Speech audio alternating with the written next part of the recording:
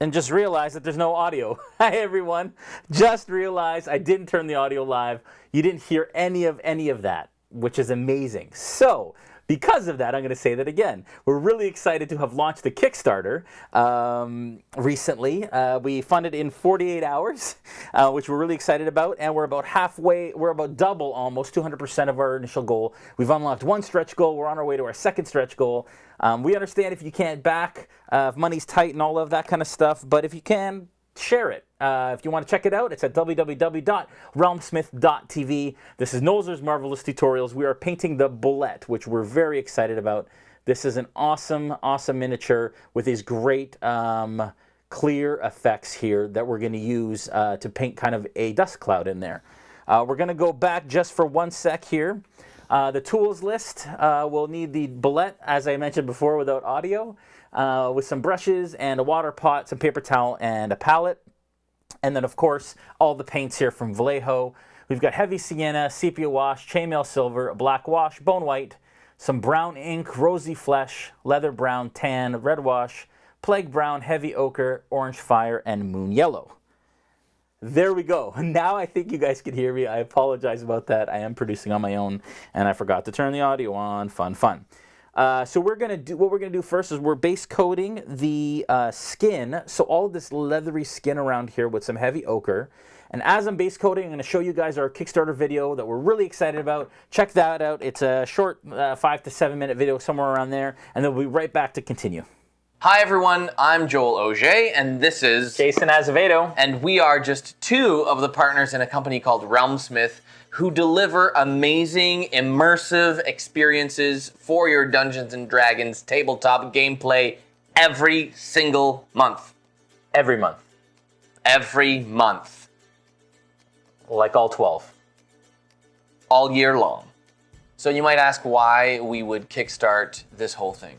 In its current state, RealmSmith has been operating for, a year and a half, basically doing what we love to do and offering these boxes and shipping these boxes out. And we've learned a lot of lessons. But we've basically gone as far as we can on our own and with the resources that we've had up to this point. We want to take this to the next level. We want to make it better. We wanted to make it the best that it could possibly be. We really do want more people to find out about what we're doing, and Kickstarter obviously is a central place for a whole bunch of gamers. Yeah. We've seen countless tabletop games come to fruition through Kickstarter, a bunch of D&D based projects come to life. This is our first ever Kickstarter, and we're super pumped about being part of that community. In addition to that, we really believe that we're breaking Kickstarter with this new packaging campaign. What we've been doing for the last year and a half is mailing out an adventure box. Basically what that is it's a series of 6 boxes within an adventure that carry along a campaign throughout all of it.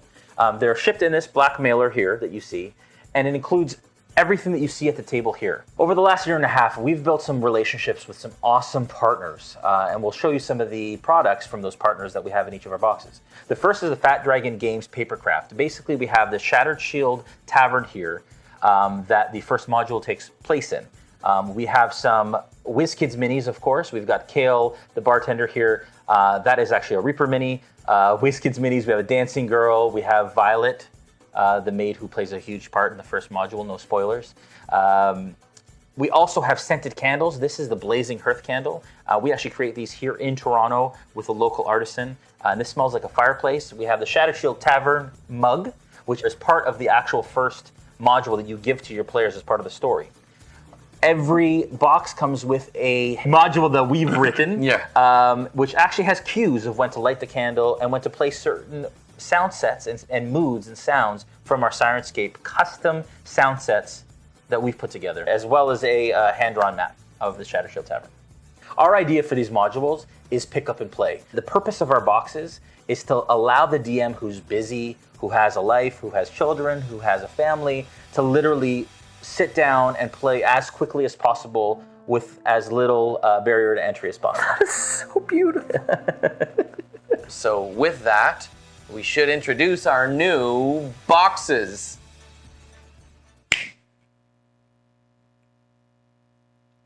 The components were right. They had all of the when we cast stuff. The spell last time. Yes. We had the motion different than we did this time. The new boxes. We kind of did the whole like, whoosh, and then it happened.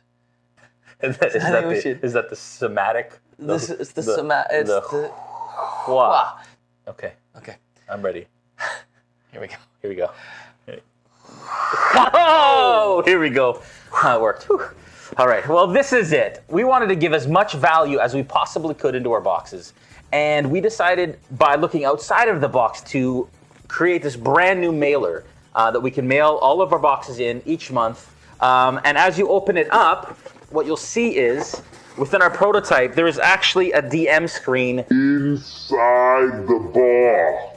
It's in the box. Crazy, right? And so what you do is you cut it all out, and all these areas will be punchable, and you will punch it all out, and it will turn into exactly what you see in front of you here. It's a full DM screen with a bunch of tables that we like to use at our games. It's D&D 5e compatible. It's got an initiative tracker up top with these little markers that you can write your PC names in. There are markers for NPCs. There are markers for monsters if you want as well. And then there's this really cool, nifty, as it were, dice tower right in the middle of it.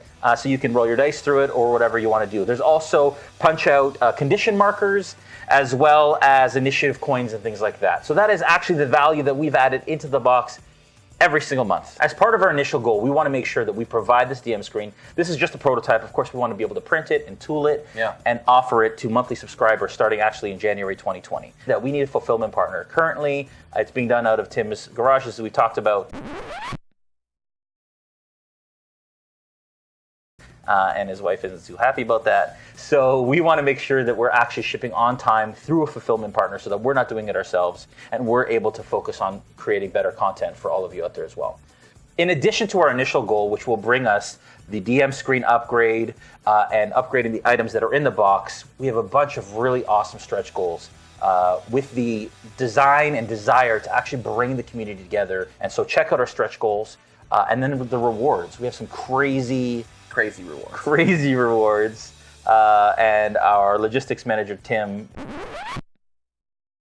is going to kill us, really. But we weren't supposed to do this. We weren't, but we are because it's so cool and we're all about immersion. So please check those out. And they're in the same kind of vein as everything that we do at RealmSmith.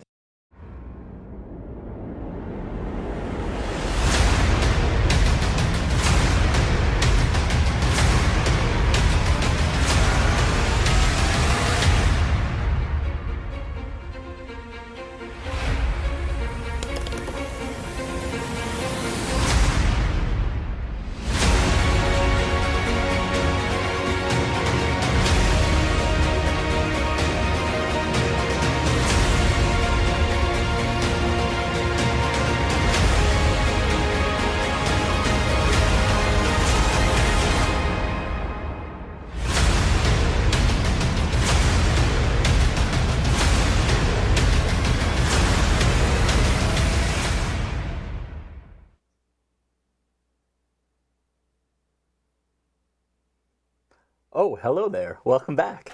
Again, that's our Kickstarter. Check it out. We're super excited. We've already unlocked one stretch goal. Moving our way to our second. You can check it out at www.realmsmith.tv/Kickstarter. And you can get all the information there that you need on the Kickstarter. Again, we are on heavy ochre, and we are using that for the skin tone. And we're just working it all in. I didn't get quite as much as I wanted to during the commercial break there, but I am working my way around. I am kind of trying to be careful not to get it as much onto the kind of dust cloud area as possible.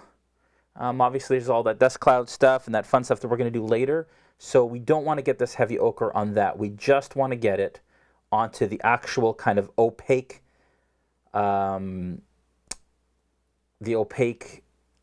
primed areas, that's what I wanted to say, of the miniature as we go through here. We're also going to do the underbelly, because I imagine the underbelly is kind of like a hard shell, but it's not the metallic shell that you see on the rest of the back of the Bulette and all the armor that it has on the back of it. So we're just going to continue to cover this in heavy ochre. If you guys have any questions, comments, thoughts, examples of the way that you did things for yourselves on your Bulette miniature that you have, please sound off.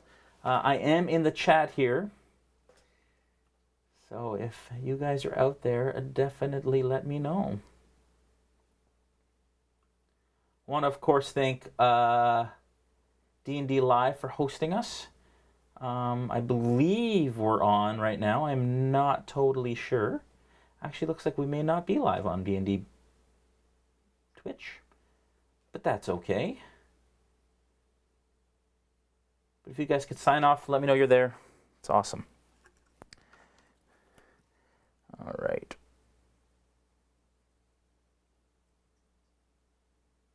I'm actually going to take out the monster manual and look up the Bulette here just for a sec, just to get some color reference. This is not the dungeon. That is not the monster's manual. That is the DM's guide.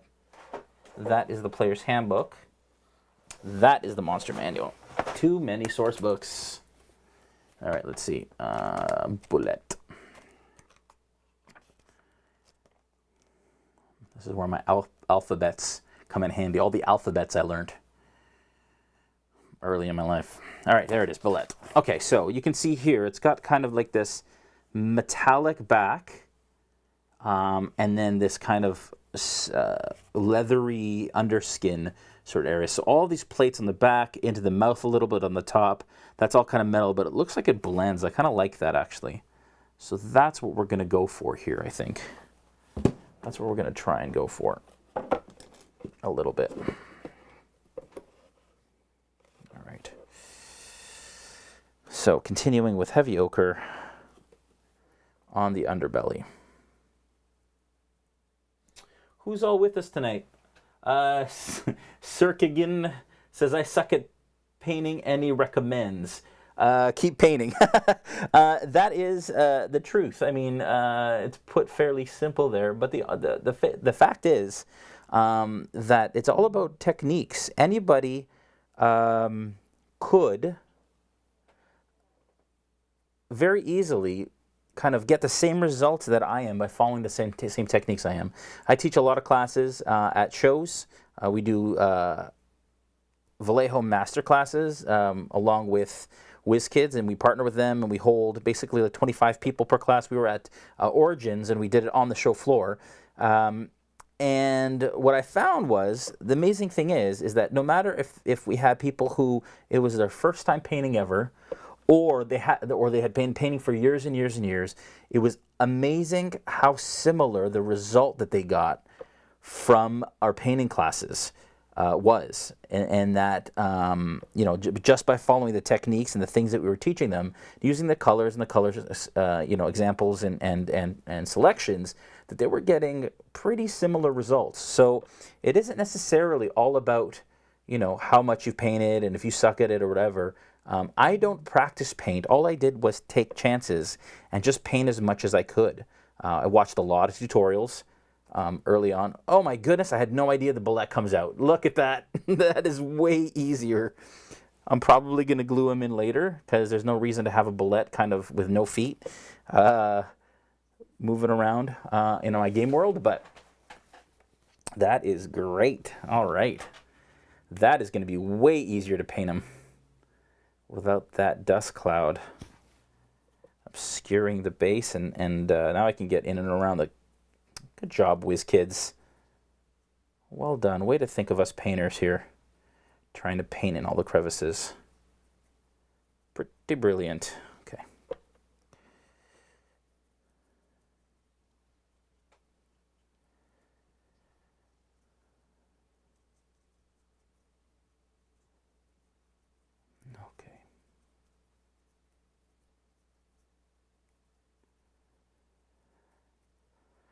All right, I'm going to hold it on the head here because the head is going to be silver. So if I hold it on the head, I'm not going to muck up any of the painting that I'm doing. So we're going around, just including this. I've started with a tutorial about the Merilith. Oh, awesome. Namor car string. A Morca string? The painting the Halfling Rogue for a friend. Awesome. Hello, Naroon, of course, as usual. Welcome back. DPJ says the shark also comes out of its base. Super helpful. Oh, good call. Good to know when I get to the shark, which is an awesome WizKid, another awesome WizKids mini. All right. So again, working my way around. These extra opaque paints from Vallejo are awesome. You can see I'm basically getting this done in one coat with pretty awesome coverage. Actually. So it's actually covering very, very well. As advertised. And I'm able to do this. I should have known that came out of its base. Should have thunk it. Okay. Want to get into the crevices with this. We're not too concerned about painting on the areas that will be other colors later too much because they will be painted over. And this yellow color will be fairly easy to paint over later with that metallic color. So, all right. Well, forgetting the arm here. Last thing I need to do is just the arm. And then we'll continue with our base coat after that. Anybody run a Bulette in their games recently? Have you got any stories about Bulettes? We faced one, I don't know, about 6 months ago maybe, in our Order of Dragonsbane campaign, DM'd by Brandon. And it was fun, man. Those Bulettes they're nasty. It says that they don't even care what they attack or what they eat as long as it's food. They don't like dwarf flesh or elf flesh as much and will actually stop eating it once they've killed it if they realize that's what it is. But they'll go after other Bulettes. They're not very picky when it comes to who they attack in order to get food. And they've been known to clear out whole villages of people. Okay, so that is good. Very, very good. We've got that heavy, oh, see, I put it down and then I look and I see that there is a spot on its back leg I didn't get. And you'll get that all the time. When you're painting, you think you're done, you'll put it down, you'll pick it up again, you'll be like, ah, man. Even because of the way that it dries and the glare off some of the paint when it's wet. Sometimes when, you can't notice when it's wet, but when it dries, you notice. Okay, so what we're going to do actually is take a break from the heavy ochre because we're done with that color, and then we're going to go to the base. Because it comes off, we're waiting for the other one to dry, which is awesome. So now we are going to start with a base of ink on this. And the ink will actually give us more detail so we can see what's going on with it, because there's all kinds of fun little details in there that we'll end up touching later. If you guys do have a question, make sure that you say question first and then ask it just so I can catch them quick while I'm looking through it. Naroon says, do you know what Vallejo Glacier Blue smells like candy? Makes me wonder if they all have different smells. They do have weird smells. I think it's just a chemical compound. But that is really funny. It kind of does. Yeah, I have only just started learning to paint, Cirkigan says. Started with the new 3D printed mechs. Cool. That's awesome. Right on. Welcome, everyone. This is great. And we actually have more people watching than we have in I think this might be the highest. That's awesome. Welcome, guys. All right, so what we're going to use actually for this, you'd think we would use a wash, but we're not. Washes tend to be a bit more opaque than inks do, so we're actually going to be using a brown ink. What the ink will do is it will tone the surface instead of adding the contrast like a wash does. We are going to water it down just a touch, but this ink will go on semi-opaque or almost transparent and just add some color, hopefully. That's the idea. So we're going to go around here and we're just going to brush this ink on all of the dusty area. Actually, we're going to cover the whole base in this because what we'll do after is we'll go back around and we will paint in the areas that need to be painted in and so on. So I am just going to work all of this all over. You can see already it's kind of bringing out those details. And then we'll probably use some washes to differentiate kind of the dirt from the dust and all that kind of stuff. But this is the first step. First step is giving this a liberal coat of ink. I'm actually not even diluting the ink because I want it to colorize it fairly strongly. And it's funny because these little pebbles in here actually make it look like bubbles, but they're not. They're actually like stones that are being flung out from the ground as the bulette explodes from the ground. It's very cool.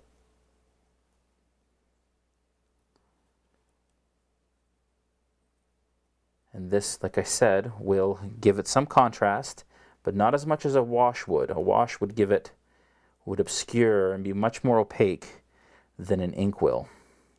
And we don't want that. We want transparency, translucency.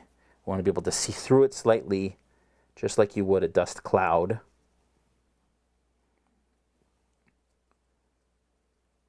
Here we go.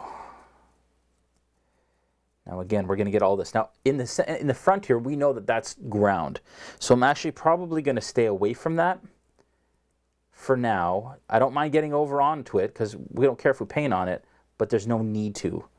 Again, not upset if we do, but there's no need to. So we're just going to kind of try and stay away from it. Make sure you get both sides so they get good color. Kind of spread, clearance. I was going to say dispersion. I don't know if dispersion is a word, but I just made it up. There we go. All right. So that is the start. We are going to let that ink dry. It's going to take some time, I'm sure. But we're going to let that ink, washes and inks tend to take a little bit longer. I find washes take a little longer than inks actually to dry, because on the back, you can see on the flat sides, it's almost already dry. But that, how cool is that?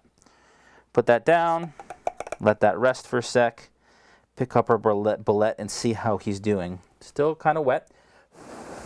Still fairly wet. And we don't want to add a wash because we're going to be washing this area. It's probably our next step on this heavy ochre. We don't want to be doing that just yet. Yeah, Papa Fox tacos. I would say yes. I would use ink for flames and magical effects as well if you've got them. I prefer to. I'm glad. That's cool. And Narun says, watch RealmSmith's YouTube channel. You'll learn a lot. Thanks. Thanks. There's lots of stuff up there for you guys to watch. All right. So we're going to do the inside of the mouth because we're waiting for the outside to dry. We're going to use tan.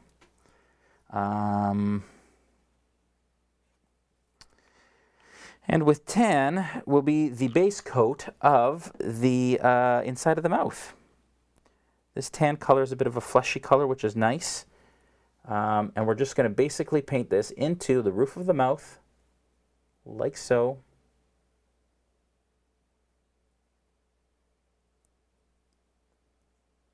And we're not too concerned about getting it on the primed areas, but at this point we don't want to get it onto the yellow areas that we've already base coated. I mean, it's a pain in the butt just to cover them up again. It's not a huge deal because obviously you can just go over them again because it's just a base coat, but why do the work? Then I'm going to come in. I'm also going to paint the little space beside the mouth here, kind of in the crease, and the crease of the mouth over here too. Also going to do that. And that is all we're going to use tan for. Now, we're going to let that dry as well because we will also be adding a wash to that. And then I should probably be highlighting it with Rosy Flesh first, and then we'll be using a wash. While we're waiting again for that heavy ochre to dry, because it's still drying. Actually, you know what? I missed a little bit of the tail here. Again, once it dries and that glossiness of the wet paint goes away, you tend to see some more of the places that you missed. So I'm going to go back in. No, I'll go back in. I am going to bring on the chainmail silver. Chainmail silver is what we'll be using for the back carapace. And Bulette, it seems like there's metal actually on the outside, which obviously makes them the monstrosities that they are. They believe that they were conjured by magic, or by some arcane means. Sages believe that it says that the bulette is a result of a mad wizard's experiments at crossbreeding snapping turtles and armadillos, with infusions of demon ichor. Crazy. Okay. So just go through here.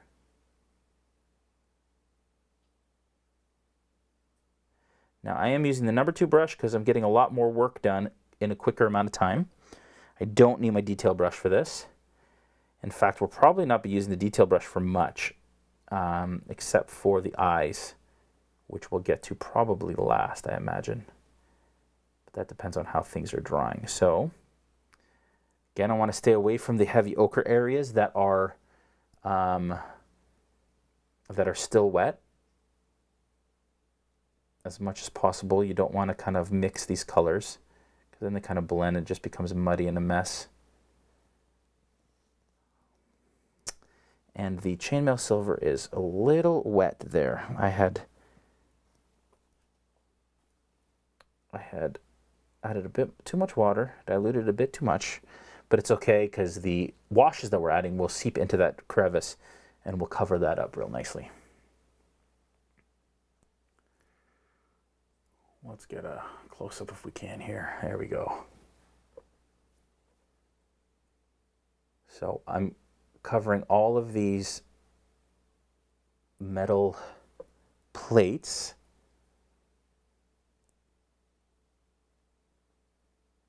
that come down his arm like that, and on this side and over here.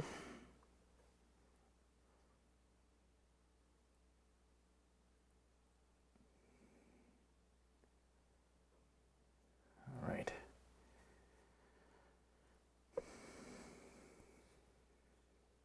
Question, how about a cloud giant next week?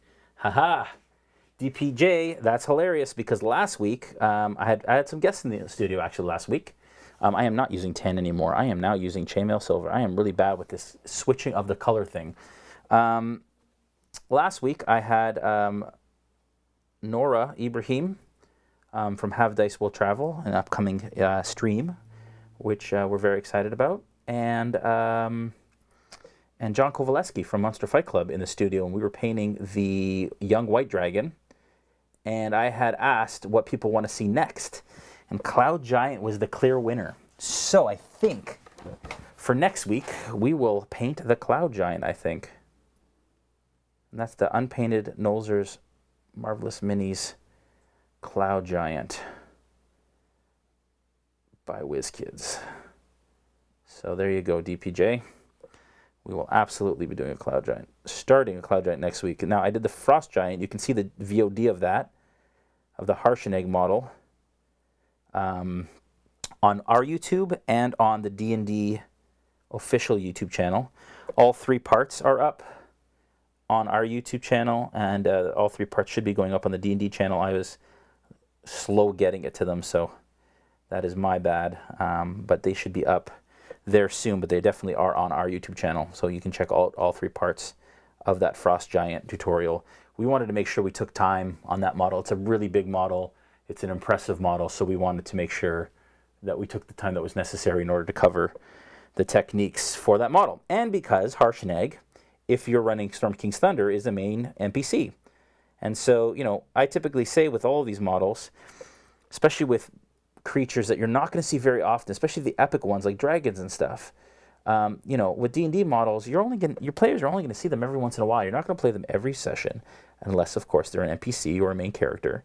And so, you know, I believe in kind of tabletop minimum quality in order to get them impressive on the table, scaring the heck out of your PCs, but still manageable from a painting perspective. And so we took the time on Harshenegg because he is a main character in that campaign. Okay. And we're just finishing up Storm King's Thunder in our Sentinels of the Storm Camp live stream, which you can also catch parts of on our YouTube. Okay, so what I'm going to do here is to blend in this chainmail silver and the heavy ochre in this image from the Monsters Manual. It kind of blends naturally, so I'm just going to stipple it a little bit.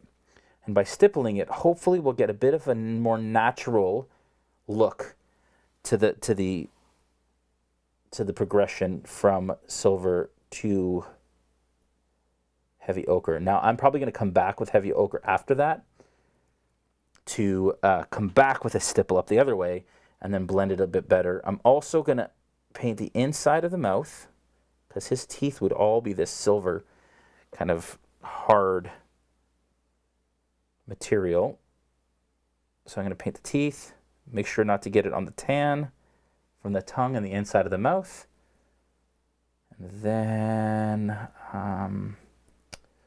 I've also been seeing a lot of minis that people are painting based on our tutorials. And I love seeing that. So folks, if you do that, if you're painting stuff that that you've learned from our tutorials, please post them, tag us in it. I'd love to see them.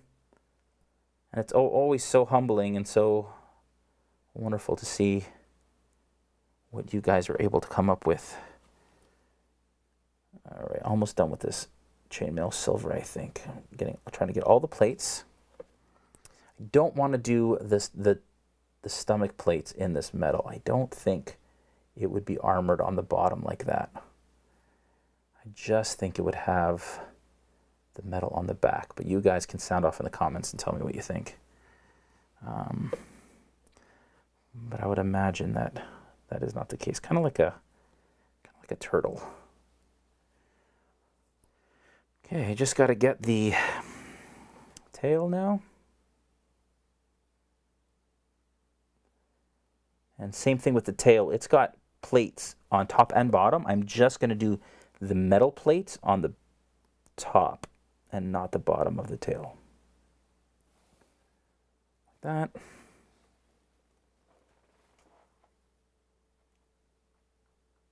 Jack says, I followed along with the Frost Giant and learned a lot. Very impressed with how mine is turning out. Thanks for comment on Instagram. No problem, Jack. I saw it. It was awesome, buddy. I love how the Frost Giant turned out. Probably one of my favorite minis. Thanks, Mikey. I just hope to be able to do half as well as this is looking. I'm telling you, Circagan, I'm always so horrible. Sorry if I butcher your names, folks. All your handles on Twitch. They didn't call them handles anymore. Usernames, tags. I don't know what they call them. I'm getting old, folks. But you know, follow the simple techniques, and I'm telling you, it will absolutely help you get the result that you're looking for, even if you're a brand new painter. I promise you. A little patience will get you a long way. Okay, so that's the silver, and that's all done quite simply. And this is just base coating, folks. This isn't even where the magic happens.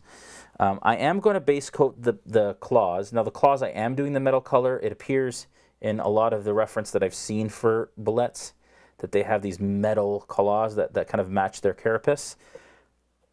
I am going to do that for this one, but I'm probably going to have to come back up and touch them because these kind of tips, you'll see on tips like fingers or swords and things like that, when you're painting, they tend to rub off a little bit through the process. So, but we'll probably be able to affect that or clean that up in the highlighting process a little later on. So let's just get in here.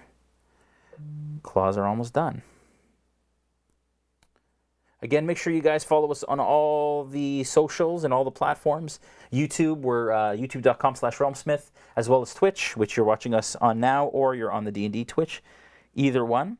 And then on all the socials, Facebook, Instagram, and Twitter, at RealmSmith TV.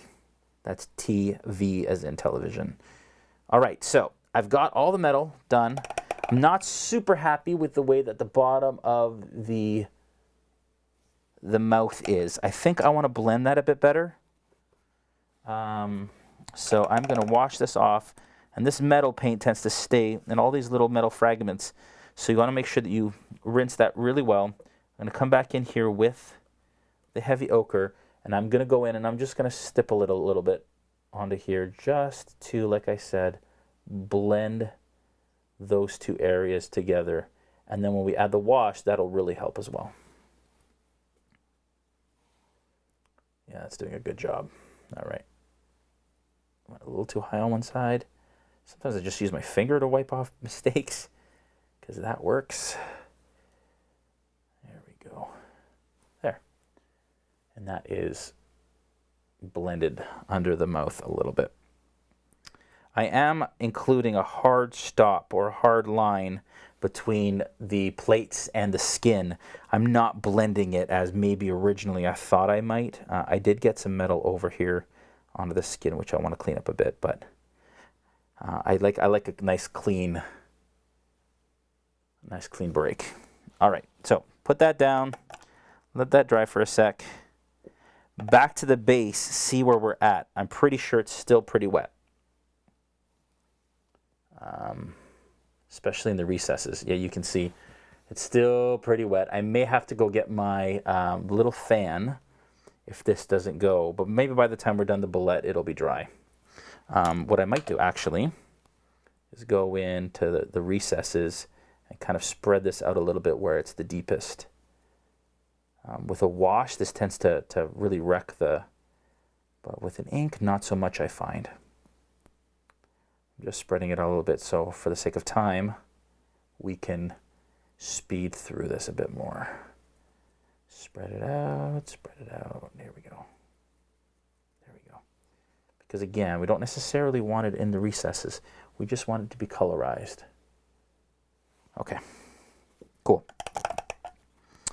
All right, well, on the bulette, actually we had just painted some of that heavy ochre to cover it a little bit. So maybe, and to blend it. So where are we going to start here? Let's start with the tongue.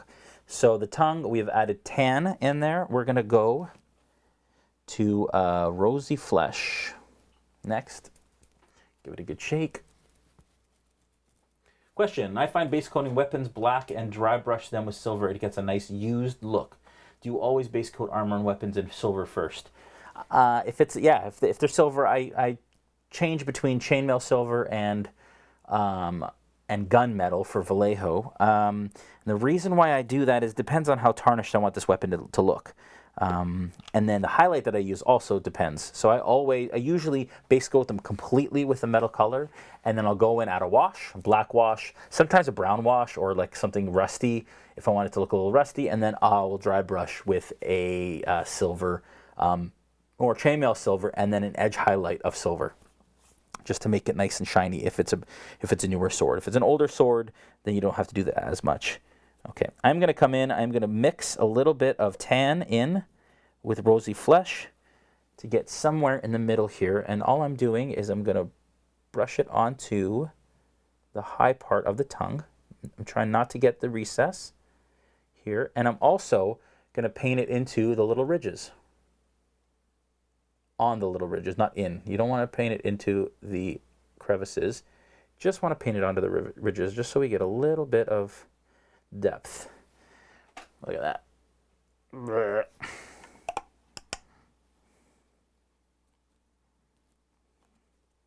Okay. I don't have my little fan. Now, at this point, we're going to mix a little bit more. Actually, we're going to go probably almost full rosy flesh with just a touch of tan in it, just a touch. And I'm going to come around on the edge and just paint that onto the tongue. Again, just building up those highlights. We're not going to touch the roof of the mouth anymore. And then with 100% rosy flesh, I'll come in just in the middle of that area. And you can see how we've blended a really nice kind of tongue texture into that. I'm also going to run it along here as well, just in the middle and in the middle along here. And then when we add the red wash, that'll really make it pop. Okay, with that done, let that dry, and we're going to go back in with some sepia wash. Now, again, the difference between inks and washes are typically used for adding depth and shadow. We call it liquid talent around here because this is where the magic happens, folks. For those of you that are new painters, this is where the magic happens. So I'm going to find an area that is the most dry, which to me is the base here, or the stomach. Let's go in on a close-up. And basically, I'm going to wipe this wash on, and you can see already just around that how much depth it's added to that little growth on his underside. Pretty freaking cool. And what I say with washes all the time is I don't paint washes on, I manipulate them. And so what you're doing is I'm actually adding wash in a big glob like this, and then I'm moving it around so that it gets into the recesses. Get his undercarriage. That's the word we use here. And what we're doing, I'm making sure to get the sepia wash in. Oh, geez, I got some of the, oops. Got some of the metal on here. That's not good. There we go. For some reason, it mixed into the metal. We're going to go through, and you can see it's just bringing out that texture on the skin. Again, magic. Pretty awesome.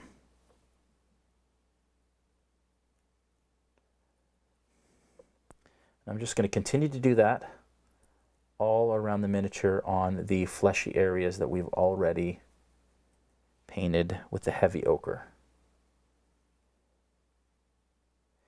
And we don't want to be afraid to get it into the recesses that are adjacent to the metal, but we don't want to get it onto the metal. The metal we are going to wash with a black wash, which will give that area depth. If you get a little bit on there, it's fine. It is a dirty creature. Like here, it's kind of seeping into the claws. Not too worried about that. Another question here.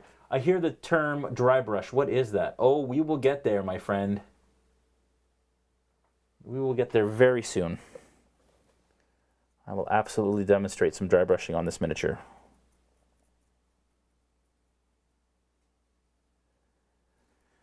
So stay tuned, don't go anywhere.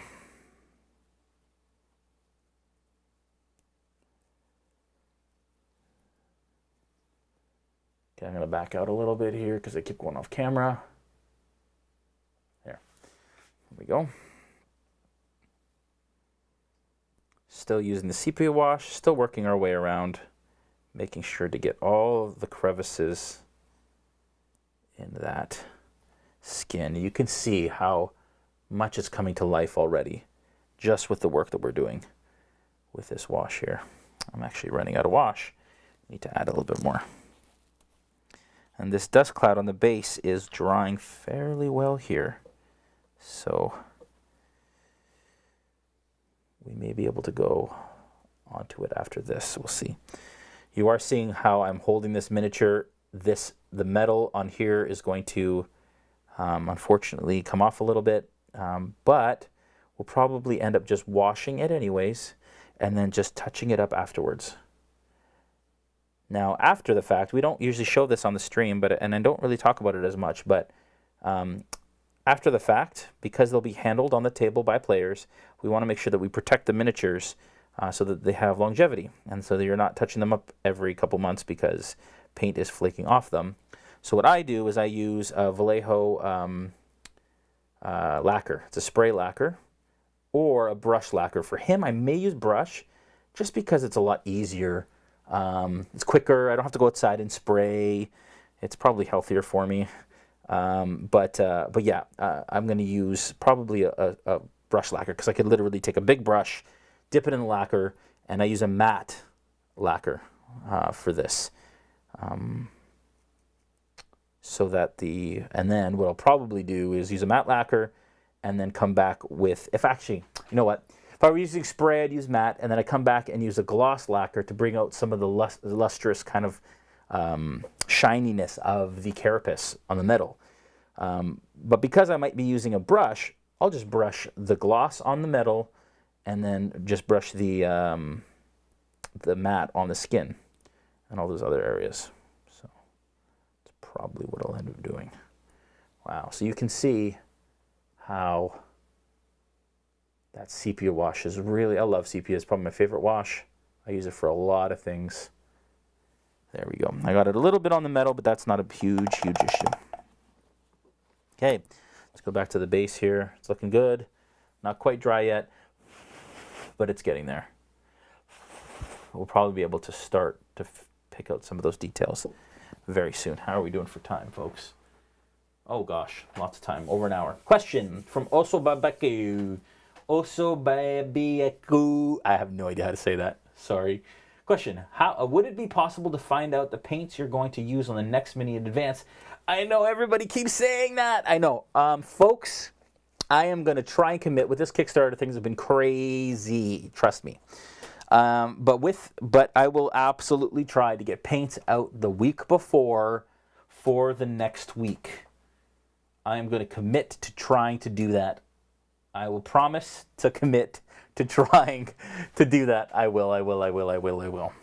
Things have been at a frenetic pace. It's been kind of crazy, especially this summer with all the shows and things and streams that we're doing. But I will absolutely make a very focused effort on getting you the paints ahead of time. That would be great. Okay, I'll do that. And maybe I'll start with this week with the Cloud Giant. I'll try and get those paints out tomorrow for Sunday. Okay? Although Sunday, I don't know if there's a stream. I have to check because there is, I think there's a stream on Sunday. Although it is a holiday here in Canada that weekend, so I'll have to see. So stay tuned. Might not be next week, might be the week after, but I will absolutely let you know. And I will definitely post I will definitely try to post. I just don't want to let you folks down. So anyways, we are using black wash. For the black wash, we're going to put it onto all of the metal areas. Again, you have a wet wash right now. You have a wet sepia wash in and around the area. So you want to make sure that you're not killing that wash. But I am going ahead and adding black. Now I am also allowing it to seep into the recesses where the skin and the metal meet, and that will give a little bit of contrast and delineation between the two surfaces. So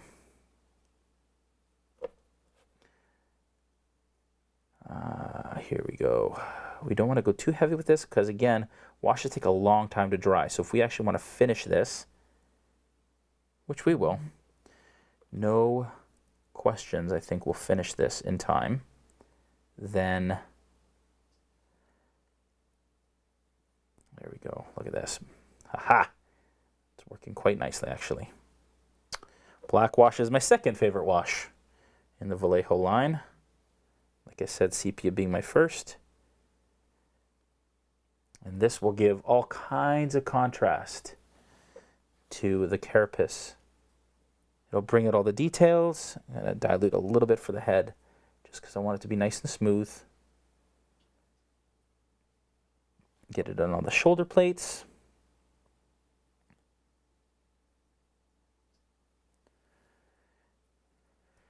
Get it across the head. Again, I am manipulating it onto the surface so that it rests in all the recesses and gets me the contrast that I am looking for. Look at that.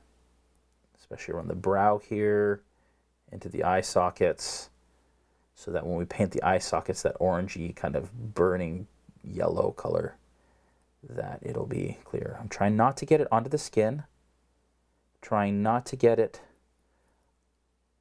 into the mouth, which I just totally did. I'm painting it into the recess here between where the flesh color is and the mouth, but I'm trying not to get it on the flesh, just into the recesses. Again, down here, into the recesses, not onto the actual tongue area, because I'm going to use a red wash for that. So just being careful. I got a little bit of spray onto the tongue there. Oh well. Left over from his last meal. Okay. I also was looking to see where bulettes are from, or where they're, but it sounds like they're in all kinds of different spots. They're not partial necessarily to temperate, or don't think they're partial to like Arctic locales, but there may be a kind of bulette that is. Maybe you guys can tell me. Maybe, I don't know. But, you know, forests, deserts, They're not very picky. They also don't have layers, apparently. They're very nomadic, and they just basically go where the food is. And then they'll basically stay in an area until it's consumed everything it can and move on. Okay, so that is that. We're going to let that sit.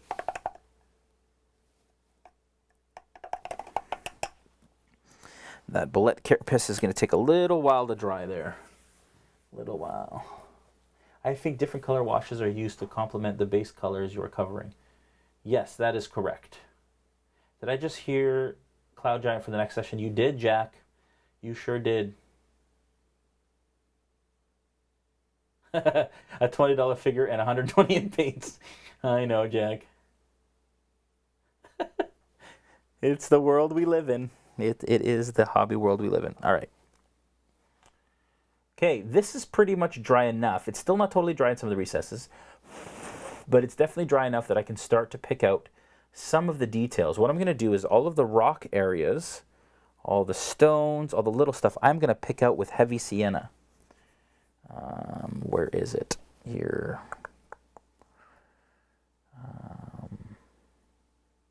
There it is there, and there it is there. Heavy sienna is another one of my favorites. It's one of my favorite paints in the Vallejo line. It is, again, an extra opaque paint. So it goes on in one coat. I'm going to use my number 2 brush still because I want to get lots of work done as quickly as possible. Basically cover one stone per kind of swipe, if that makes sense. Papa Fox Taco says, people get mugged for their Vallejo colors at game conventions, black market spikes in Indianapolis for Gen Con, right? Inked in Ignorance says, quick hello from Niagara on the Lake. I didn't know you were... Are you from Niagara, Inked? I thought you were from... Anyways, I love Niagara on the Lake. I was just there. I was in Niagara yesterday. Okay, so I'm going to go in. This is going to take a little while because there's lots of them. But basically, I'm going in and filling in all of these stones so that they look opaque from the outside. Now there's a lot of paint going on here. I don't want that. It's a little too wet. Sop it up a little bit. Like that. There we go.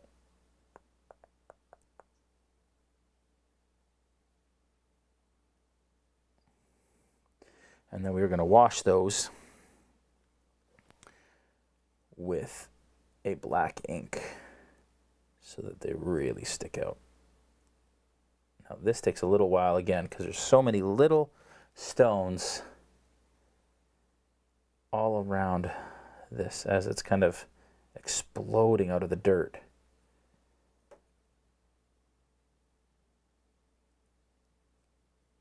It's a very cool mini. Okay, do the stones in here.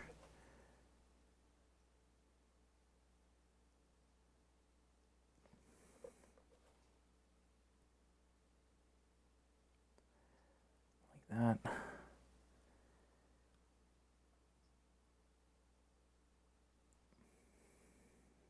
It's going to be tough to get all of these actually.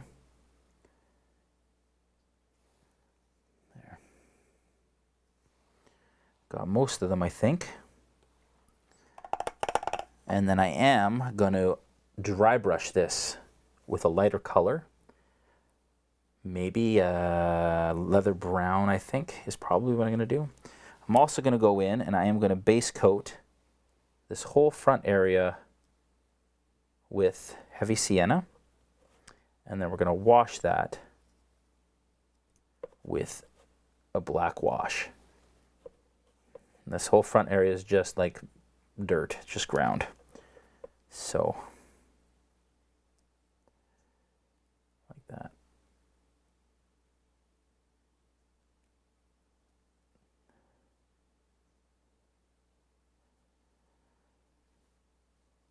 All right. So this kind of looks like solid ground, and then the rest looks like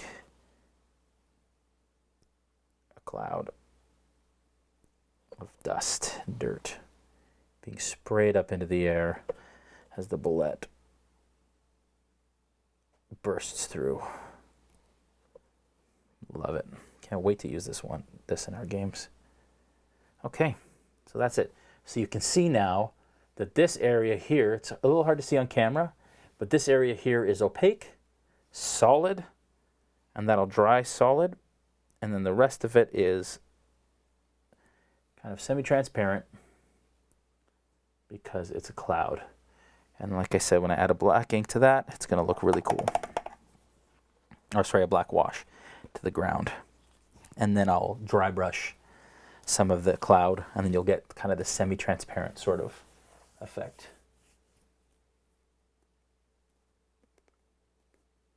All right.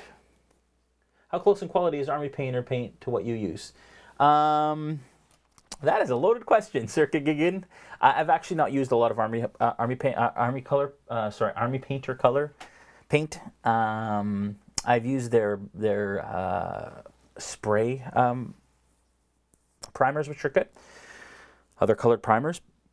For me, the thing I love about Vallejo is that Vallejo is a family-based company owned in Spain, and all of their paint is formulated on site in Spain by people that I like and I trust, and the paint is consistent for me anyways, and the quality for me is a next to none. And I don't just say that because they're my partner. I chose them as a partner for that reason, because I really love the paint and the quality and the detail and the love that goes into the formulating of their paints. So, you know, there are a lot of really great paint companies out there, a lot of really great product to choose from. And Army Painter is good quality, it's good paint, but for me, nothing compares to the Vallejo stuff.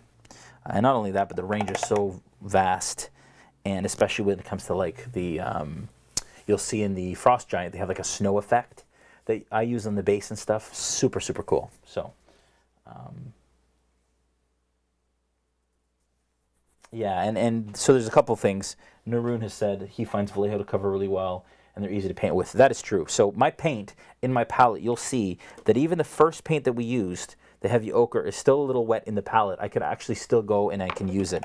So I find the Vallejo actually stays wet in the palette longer, which is good for me for blending and for coming back to colors if you want to kind of touch it up. So that's important to me, and that's a definite bonus or benefit to Vallejo paint. Dropper bottles, of course, which most of the competition has. Shelf life's about 4 years or so. And yeah, the blending is just the way it goes on. The extra opaque paints are awesome. So yeah, that's just my choice. Okay, we're going to go in here and we are going to add a wash to the inside of the mouth. Shake this up. Add some wash to the palette. The red wash for Vallejo is a little pink, actually. It's not a super strong red wash, which I like for this application. I think it's also because it needs to be shaken. There we go. Now I can feel it really moving. There we go.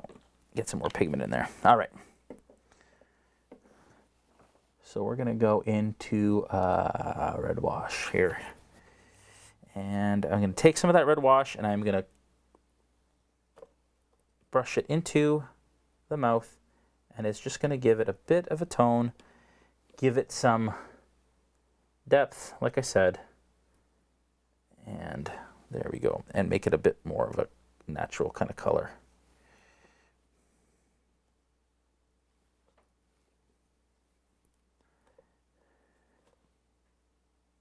There we go. Beautiful. All right. Good stuff. Okay. We're still waiting for that black wash to dry. Again, I don't have my fan, so I go back to the incredibly manly blowing technique that I use for drying minis.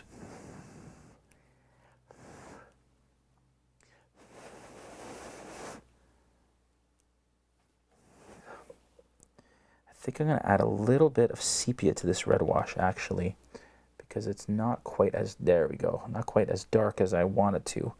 And that's, I like to paint, I don't practice this stuff or like, you know, test it or whatever beforehand. I actually just pick the colors based on what I think will look good. And then I like to solve some of these problems on stream so that you guys can see kind of my thought process through things, and what I do to kind of like solve problems on the fly as well. I'm going to go back to this a little bit. As this is a drawing, I'm seeing that this is a little translucent here. So I'm just going to go back in with the heavy sienna, sorry, and just cover that up a bit more. There we go.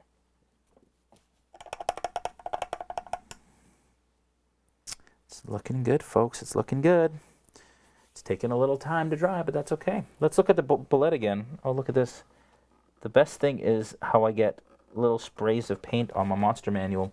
You should see my dragon pages. They're just all full of sprays, but that it just adds character. We got a question from Papa Fox Tacos. I think it's my favorite name today. Have you tried Games Workshop contrast colors? What do you think? Yeah, I have tried Games Workshop colors, and they're awesome. Games Workshop Citadel colors are a great product. I started painting with Citadel and moved to Vallejo just because I think Vallejo has a bit more versatility and that bit of a higher end quality paint. But the contrast paints are pretty cool. I don't think they're good for everything. I tried them at a show. I can't remember which show it was. ACD Game Fair, I think. I tested them with the Games Workshop folks, and they do some things really well. And I think the magic for those contrast paints is when you use two together and you layer. That's where I think the magic is. But when it comes to metallics or other things like that, I honestly, truly think they're designed for the painter the unseasoned painter or the novice painter who just doesn't necessarily want to paint a lot of detail, but just wants to get paint onto the mini. And that's a great way to do it.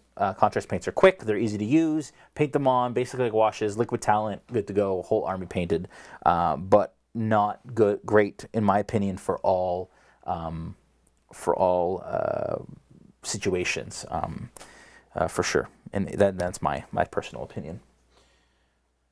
Hopefully that answers your question, Papa Fox Tacos. All right.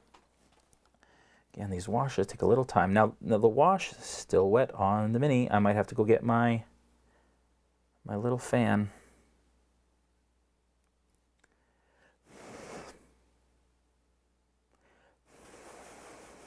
Because we're going to be here a while if I have to do this the whole time.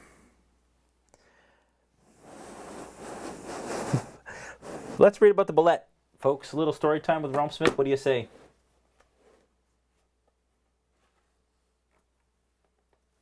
All right. What do we want to find out? Underground hunters. Bulettes use their powerful claws to tunnel through the earth when they hunt, heedless of obstruction. They uproot trees, cause landslides and loose slopes, and leave sinkholes behind them. When vibrations in soil and rock alert a Bulette to movement, it shoots to the surface, its jaws spread wide as it attacks. These things are crazy. Let's look at the stats here for a second.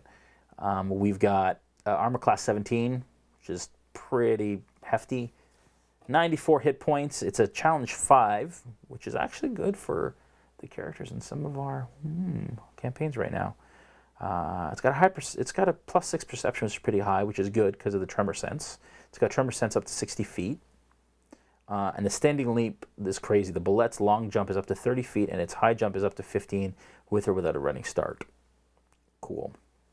It bites for 4d12 points of damage. That's crazy. +4. And deadly leap. If the Bulette jumps at least 15 feet as part of its movement, it can use this action to land on its feet in a space that contains one or more other creatures. Each of those creatures must succeed on a DC 16 strength saving throw or dexterity, or be knocked prone and take 14 bludgeoning damage plus slashing damage. It's pretty tough on a party of 5th level characters. On a successful save, the creature takes only half the damage. Wow, if it isn't knocked prone and is pushed 5 feet out of the Bulette's space into an unoccupied space.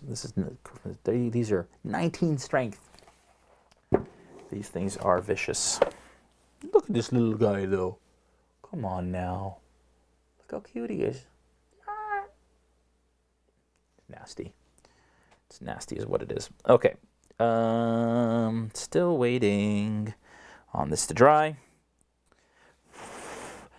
It's kind of cool and humid down here today. That's also probably part of the reason. This inky part up top is actually fairly dry, so I think I'm going to start to dry brush that. I'm going to use leather brown for my first dry brush. I think. It is a lighter browny color. Now again, dry brushing, for those of you that asked, I think somebody asked, Sarah Kagan asked, so just dipping our dry brush. So basically you're going to load your brush. You don't want to load your brush past the ferrule. The ferrule is the metal part. That will muck up your brush. There's no better way to ruin a brush than to get that all full of paint. So you want to try and not get paint up there. Then you want to get the paint, and against kind of logic, you want to wipe most of it off. And basically what you're doing is you're taking most of it off, so all that is existing on that brush is a dry residue. And then you are going to lightly brush that dry residue over the surface of the thing that you're painting. Again, seems a little counterintuitive, but basically what this does is it highlights the highest areas of the miniature. You can see what's happening already. It's basically depositing dry paint onto the highest areas and adding a natural highlights. So the wash is used for adding shadows, and dry brushing is used for adding highlights. Now what I did there, if you noticed, is the dry brush that I was using, I wasn't depositing enough paint on the surface for my liking, so then I brushed a little bit less off on the paper towel, and then I'm basically now doing a bit more of a heavier handed dry brush instead, because I wanted to get a bit more going than I was getting. But there we go, and this is just basically getting the edges and the tips, and there's no better way to ruin a brush than to dry brush with it. So make sure you're using a brush that you don't care about too much, but you're still getting that translucency through the cloud, which is kind of the intention here. Okay, so we've used leather brown there. Now we're going to shift up to plague brown, which is lighter than leather brown. Take some of that plague brown. Again, same thing. Now, with that plague brown, we're going to be dry brushing a little higher. So, we're not going to go down as far, and we're just going to do almost the tip. So basically like a third of the way down on all these kind of spiky explosion pieces here. We're just going to go about a third of the way down because we just want to get the tips. Just trying to kind of like get where the light would shine or hit on those tips. Just a little bit. Not necessarily the bottom, just doing a little bit along the bottom, but mostly along these. And when you're dry brushing, you want to go against the grain, not with the grain, because you don't want, and what that means is you don't want to go along this, you don't want to go along this detail, for example, because then you'll get paint inside where the ink has done its work. You want to go across it, the ridges, so that you're getting the detail and not obscuring it. One last thing we're going to do here is we're going to use bone white.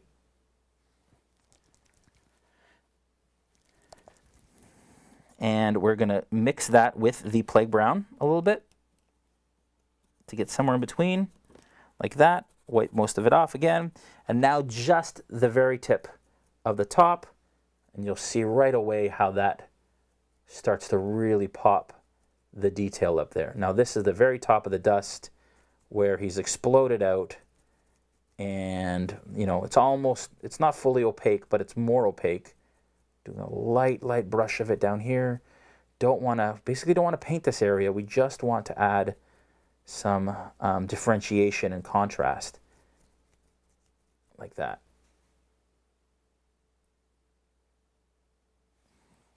It's looking fairly cool here. Like that.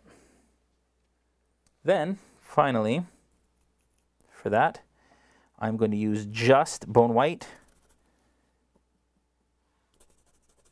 and dry brush the very tips. This is, folks, I'm just being very, very careful, very gingerly, just on the very tip of that exploding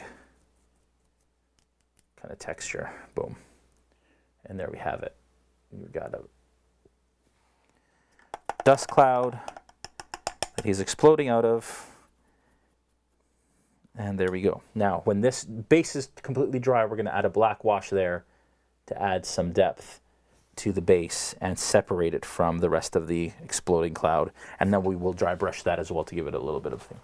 Naroon asked how my rib is doing. I fractured a rib a week ago, today. 2 weeks ago today.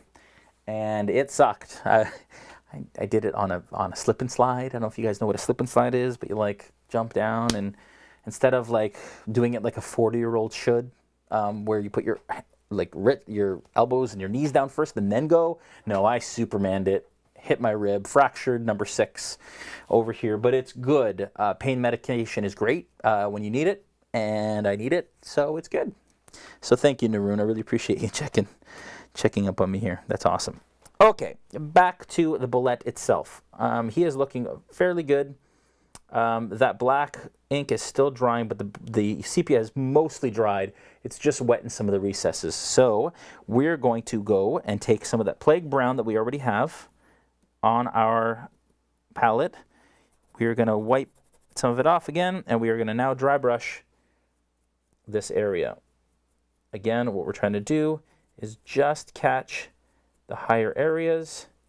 We're doing an all-over dry brush of this plague brown because it's not a lot different than the ochre. It's going to be very subtle when you do this. But you're basically just bringing out some of that detail again that may have been obscured by the wash. So, like that. Just doing an all-over dry brush because, you know, when you add that wash, it tends to get a little bit muddy in areas. So there we go. Then I'm going to go in pretty hard with bone white. But for the bone white, what I'm going to do is I'm going to focus on the highest points where the light would hit. For example, let's get a close up here. For example, on the ridge of his paw or arm, I'm just going to get in around here because that's where the light would hit.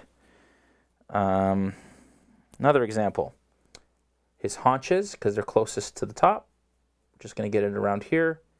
The edge of his armor here and on his leg coming down is just going to get some of that bone white on there. On this side, same thing. Haunches, that area back here, elbow, kind of edge of the hand, like that. And then his stomach is going to get a really light dry brush of this. And then I think I'm going to go in and actually brush in some of that detail on those flat areas. Dry brushing doesn't work so much on areas that don't have texture. It really works well on areas that have, like this skin, that have a lot of kind of bumps and stuff, but doesn't obviously work so well on his belly, for example. So what I'm going to do is I'm going to go in, I'm going to use my large brush again. I'm going to go in with the plague brown, and I'm going to add a little line on the side and kind of outline the plates where the light would hit. On the sides, like that. I'm going to go back to plague brown over here. I keep forgetting to change that thing. It's like the worst. Then mix a little of that plague brown with some bleach bone. Again, smaller area of highlight. Add a little highlight to the growths. He's got to get those checked out. On his carapace here.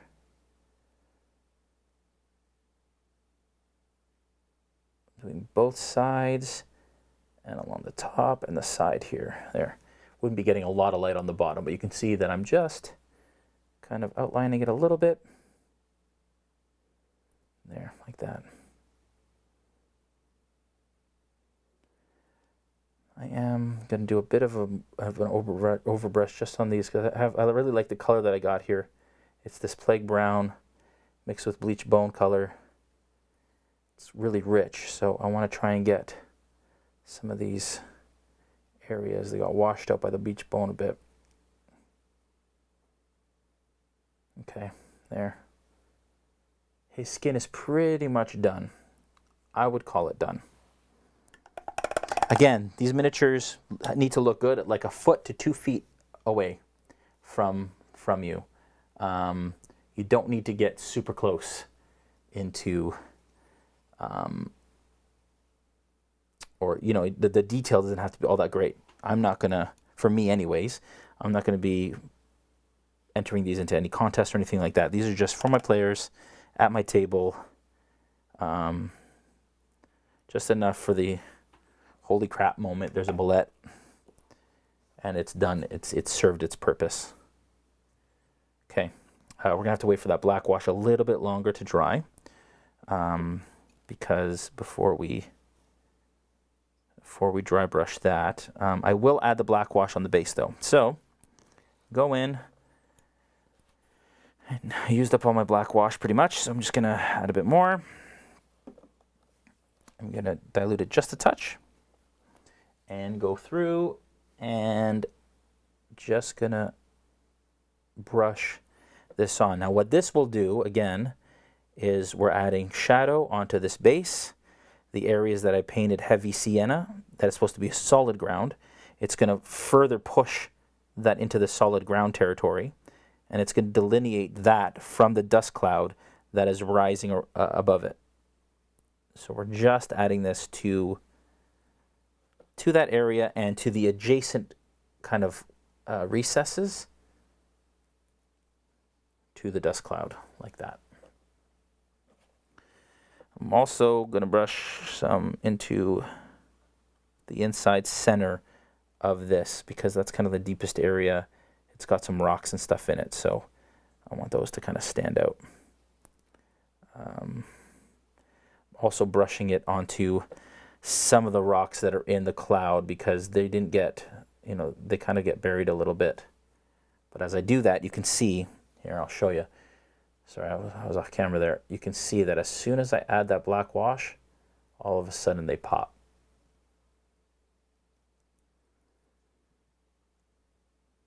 Pop really nicely. Okay. There we go.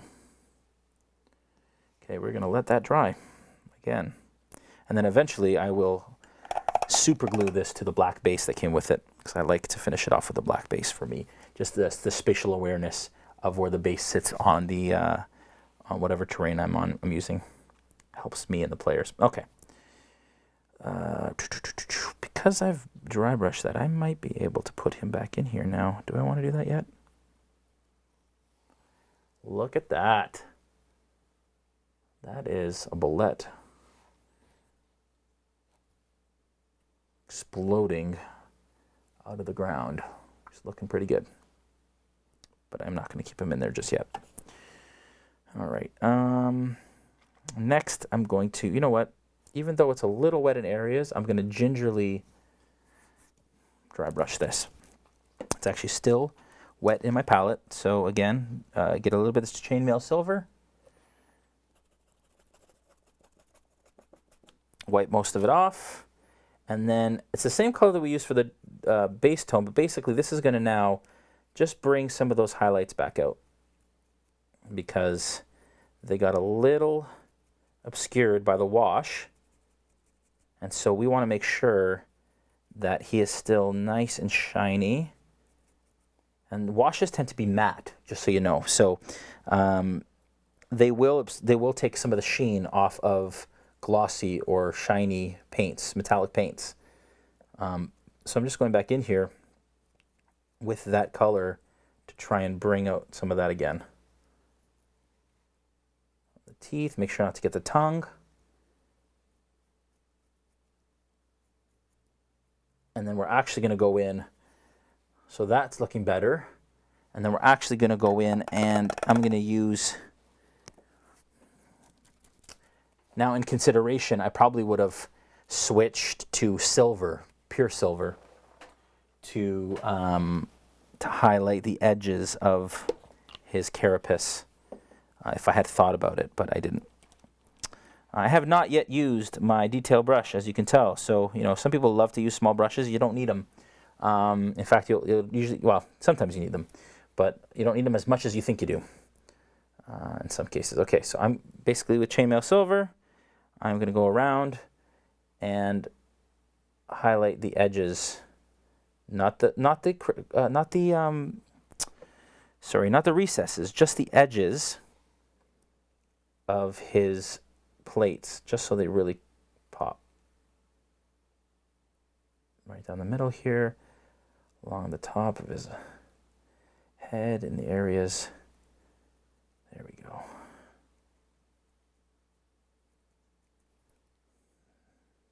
Perfect. All right. Actually, also probably would have used a bit of a bluish wash too in some of these areas for his head. Okay, I am going to paint a little bit of black wash into his eye socket in preparation for finishing his eyes, because we really want that orange and yellow to pop. So I'm just painting it around the edges so that, I get some depth in the recesses. Okay. I'm also going to highlight his claws a bit in the front here, like that. And I think I'm going to put him in the base very soon. Okay. Let's see here. I'm going to do his eyes now. Why not? For this, I am going to use the detail brush. So that is a small area. What I'm going to do is I'm going to take orange fire, shake that up real nice. This is the only thing we'll be using orange fire for today.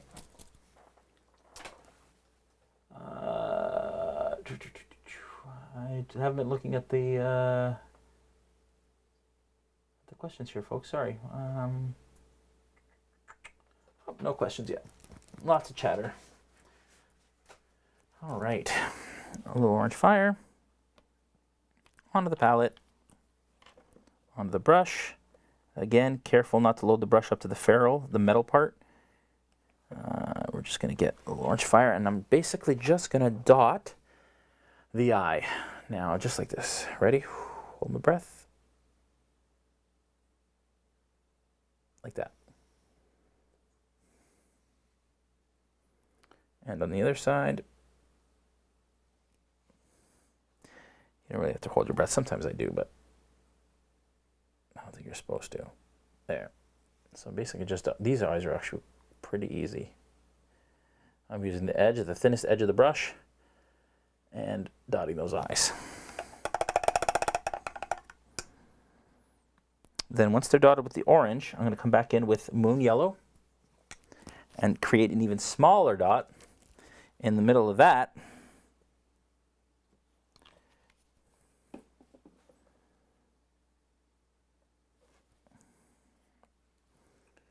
Here we go.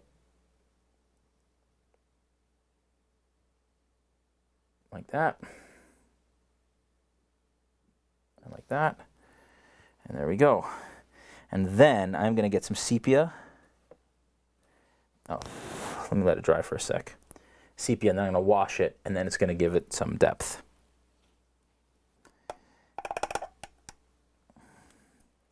I'm also going to get a little rosy flesh and touch up that tongue, because I've got that black dot in there, but I'm going to do a little line of rosy flesh down the center of the tongue there. See how I've given it a bit more.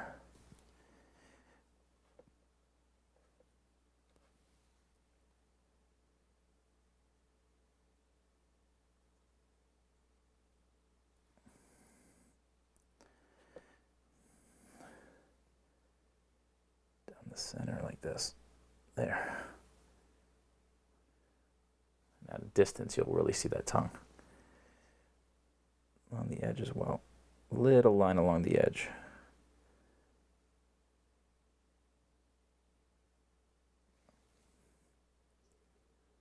There we go.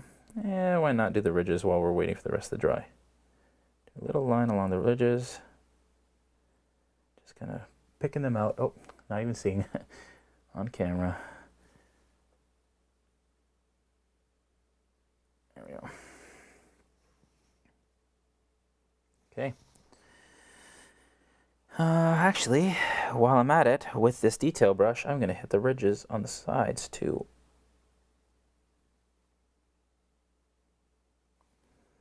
There. Okay. I think other than the sepia wash I said I was going to add to the eyes. Now you don't want to obscure the nice work you did, but you can see that adding sepia around the eye will make it pop a bit more. All right.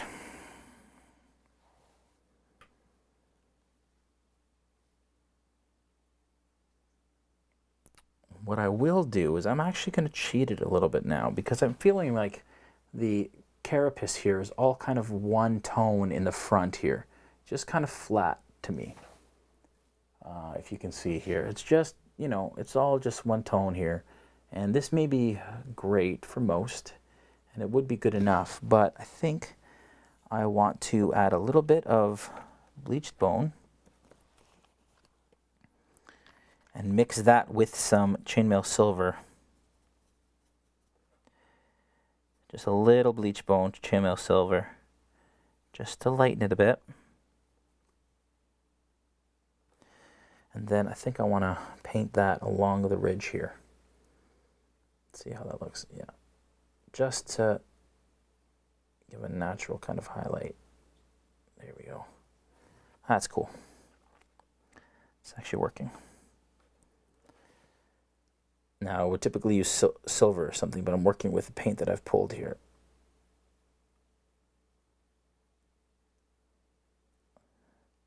Just going to do some lines here on the head. Just trying to get a bit more kind of interest.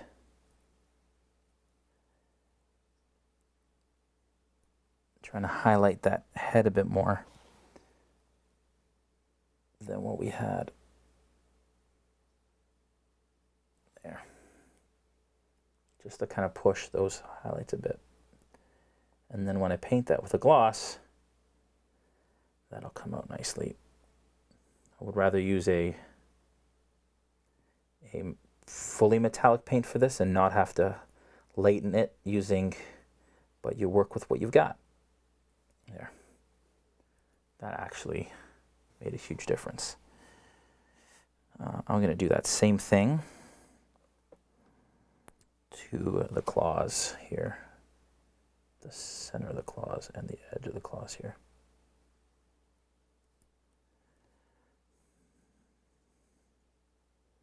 Using the edge of my brush to highlight the ridges on the claws. I'm actually going to do that along the back too. There. Okay, I think the bulette itself is complete. I would say that that is pretty done. Now, the problem is that this base is taking a long time to dry. This wash that I put on here is taking its sweet time.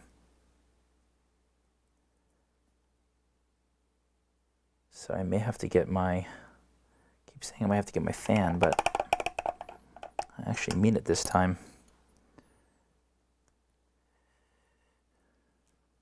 While we're waiting for this to dry, there he is, bursting out here.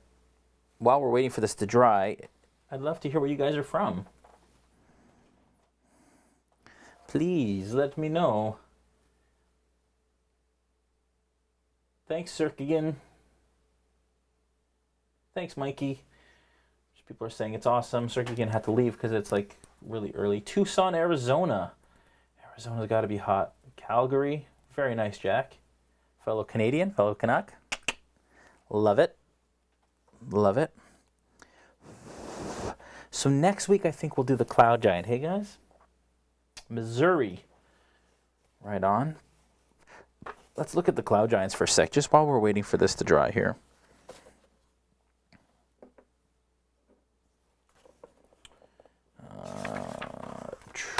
And as you guys can see, we're pretty much done in less than 2 hours. Watched a video, and it's amazing what you can do on these miniatures in a very short amount of time with the right techniques. New Jersey. Mikey, you're just over the border from me. New Hampshire. Norway, of course, Narun from Norway. And thanks, Papa Fox Taco says he'll be watching more on YouTube. We got lots, including our Beholder tutorial and our Owlbear tutorial and all that fun stuff. A, B, C, D. What am I looking for? Giants. E, F, G, I believe, is what I learned in school. How about we just do this? There it is, Cloud Giant. That is the Cloud Giant that's in the book. The Cloud Giant I have is the Countess Censuri, I think. It's the one where she's holding like a flame thing, and she's got these cool robes. I think that's the one we're going to be painting, which I'm super excited about. Excuse me, that was horrible. Tomorrow night, while we're waiting here, we've got Order of Dragon's Bane, which is our D&D live stream. Please check it out. I'm not sure what we're doing tomorrow night. It's been a tough kind of go again with the Kickstarter and just doing kind of extra stuff. So we will be doing a game. I don't know what. It'll probably be a one-shot of some sort. I might be DMing. We'll see. But that's tomorrow night at 7:30 Eastern. You can see it there, all the details on YouTube and on Twitch. Again, our Kickstarter, as I mentioned before, it is live right now. We just passed our first stretch goal, and we're approaching our second stretch goal, which is really exciting. It's about bringing the physical boxes that we create along with the digital experience and wrapping it all up. So please check that out and back it if you can. If not, it would be awesome if you could share it. Fire Giant, we already did Oso Babaiko.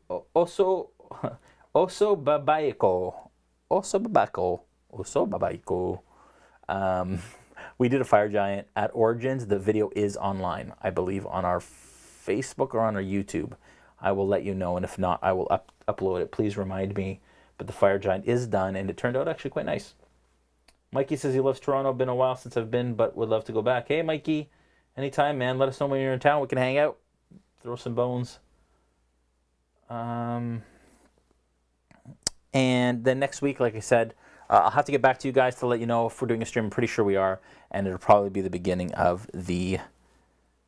I'm going camping with my kids next weekend, but I will be back Sunday. So we'll probably be doing the Frost Giant. Okay, so I am going to do what I typically say not to do, which is to dry brush a wet... I'll blow it a little bit more fine.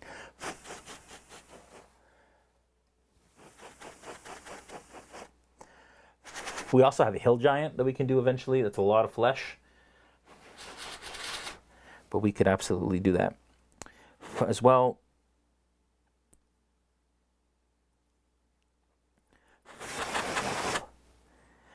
Okay, so I am going to use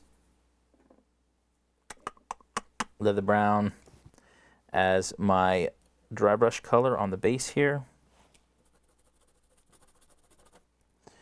And again, I am just being careful not to get it into the recesses because it is still wet. But basically, I'm just catching the edges, the very edges of the base, just to give it a bit of interest here so that it looks like solid ground that has a bit of highlight. There. That is all I'm going to do for it, because then the cloud emanates from it very, very, very clearly. We also did a zombie beholder, if you guys remember. We painted the Dungeon of the Mad Mage zombie beholder. We did a repaint on it. And that is going to go live on our Facebook, if it's not already, soon. And I will be posting pictures of that on our Instagram. So make sure you guys follow us on the Instagram, because anything we do here, we also post it on Instagram afterwards, so you can see the final version of it. That looks really cool under so you can see the final version of it a little kind of up close and in more detail.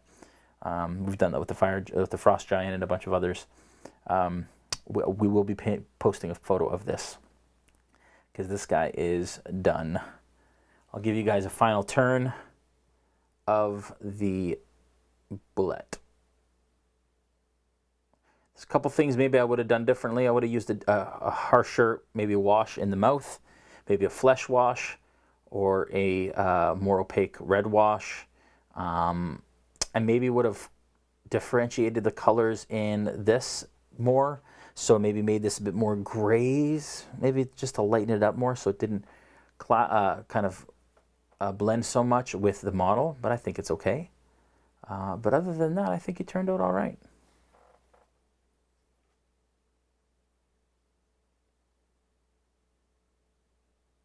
Thanks, Character Stigma says, very cool process. Love that you have book reference and description. Look forward to learning your technique. Thanks, man. I'm a purist. I love me some D&D, and so I love to take the color scheme from the Monsters Manual and recreate it on the miniatures that we do. That's something that brings me a lot of joy, and I like to stay true to the subject matter. So that is something, oh, excuse me. That is something I love to make sure that we do.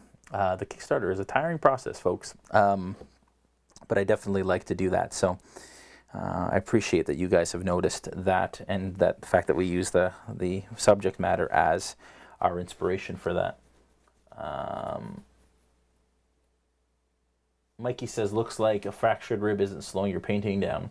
No, it's not. It's slowing down a lot of else, including sleeping. But pain medication helps to make that a lot easier on me than it would be otherwise. For sure. Guys, I keep blowing through these miniatures in less than the 2 hours that we have set for this. It's just, the techniques are quick. We're done this Bulette, and I'm trying to kill time. Any questions you guys got?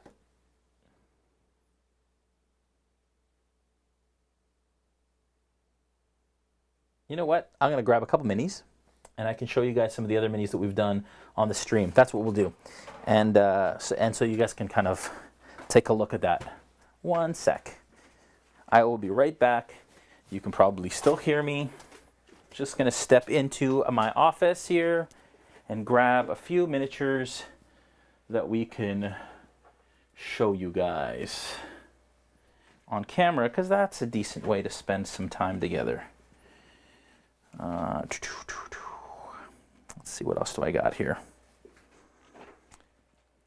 I am looking for the Zombie Beholder, and I can't find it. I think it's upstairs. So we can take a look at that another time. But you guys can check that out online, like I said, on our Instagram or on the YouTubes. All the creatures. I've got all the creatures here. Okay, so first, I'll show you guys what we've been talking about kind of the whole stream, which is the Frost Giant. This is the Frost Giant we did a number of weeks ago. And we did some OSL lighting effects for the magical, I forget what it's called, Gert's Great Axe. But this is our Harshnag / Frost Giant miniature that we did. We took 3 sessions on this. This was a longer one, kind of an advanced masterclass of sorts. But you can see the awesome Vallejo snow effects on the base with some tufts of grass. Even got some snow effects on the grass. And I think he turned out pretty awesome. So you guys can check that out. All 3 parts are on our YouTube.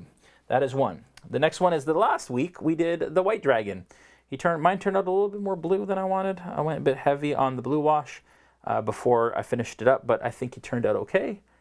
This is the Young White Dragon, which actually might show up in our new adventure box campaign, which is fun. And then we have the Night Hag, which we did a couple weeks ago as well.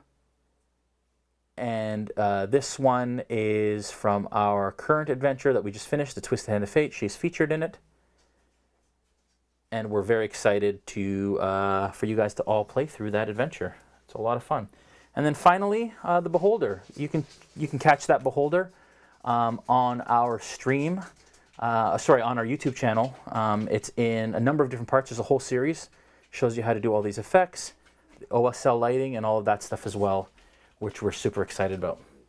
Anyways, that's it for us. Again, tomorrow night, check out our game, 7:30 live.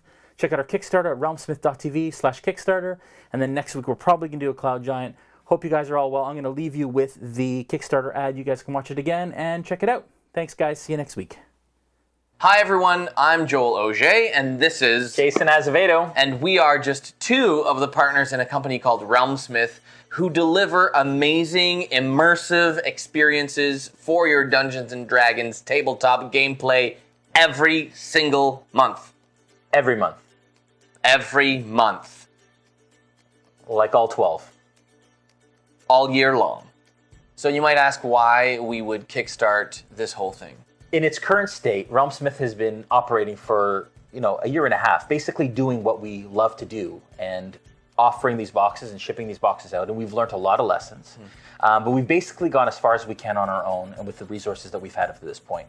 We want to take this to the next level. We want to make it better. We wanted to make it the best that it could possibly be. We really do want more people to find out about what we're doing, and Kickstarter obviously is a central place for a whole bunch of gamers. Yeah. We've seen countless tabletop games come to fruition through Kickstarter, a bunch of D&D based projects come to life. This is our first ever Kickstarter, and we're super pumped about being part of that community. In addition to that, we really believe that we're breaking Kickstarter with this new packaging campaign. What we've been doing for the last year and a half is mailing out an adventure box. Basically what that is it's a series of 6 boxes within an adventure that carry along a campaign throughout all of it. They're shipped in this black mailer here that you see, and it includes everything that you see at the table here. Over the last year and a half, we've built some relationships with some awesome partners, and we'll show you some of the products from those partners that we have in each of our boxes. The first is the Fat Dragon Games Papercraft. Basically, we have the Shattered Shield Tavern here that the first module takes place in. We have some WizKids minis, of course. We've got Kale, the bartender here. That is actually a Reaper mini. WizKids minis, we have a Dancing Girl. We have Violet, the maid who plays a huge part in the first module, no spoilers. We also have scented candles. This is the Blazing Hearth candle. We actually create these here in Toronto with a local artisan. And this smells like a fireplace. We have the Shattered Shield Tavern mug, which is part of the actual first module that you give to your players as part of the story. Every box comes with a module that we've written, which actually has cues of when to light the candle and when to play certain sound sets and moods and sounds from our Sirenscape custom sound sets that we've put together, as well as a hand-drawn map of the Shattered Shield Tavern. Our idea for these modules is pick up and play. The purpose of our boxes is to allow the DM who's busy, who has a life, who has children, who has a family, to literally sit down and play as quickly as possible with as little barrier to entry as possible. So beautiful. So with that, we should introduce our new boxes.